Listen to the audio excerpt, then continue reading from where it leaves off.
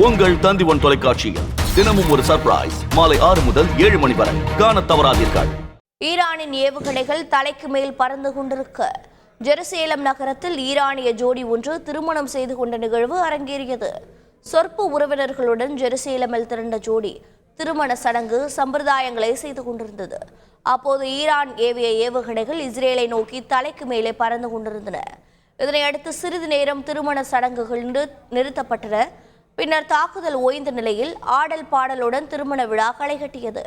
ஏவுகணை தாக்குதலின் போது வானம் திடீரென சிவப்பு நிறமாக மாறியதாகவும் தாங்கள் மிகவும் அச்சமடைந்ததாகவும் பெண்ணின் தாயார் தெரிவித்தார். இஸ்ரேல் மீது ஈரான் நடத்திய தாக்குதலுக்கு ஜெர்மன் கண்டனம் தெரிவித்துள்ளது. ஈரான் தாக்குதல் மத்திய கிழக்கை படுகொலியின் விளிம்பிற்கு கொண்டு செல்கிறது என ஜெர்மனியும் விமர்சித்துள்ளது. ஈரானை குறிப்பிடாமல் மத்திய கிழக்கில் மோதலை விரிவுபடுத்துவதாக ஐநா பொதுச் செயலாளர் அன்டோனியோ குட்டரஸ் கண்டனம் தெரிவித்திருக்கிறார். மோதலை நிறுத்த வேண்டும், முற்றிலும் போர் நிறுத்தம் தேவை என குட்டரஸ் வலியுறுத்தியுள்ளார். உங்கள் தந்தி1 தொலைக்காட்சியில் தினமும் ஒரு சர்ப்ரைஸ் மாலை 6 முதல் 7 மணி வரை காணத் தவறாதீர்கள்.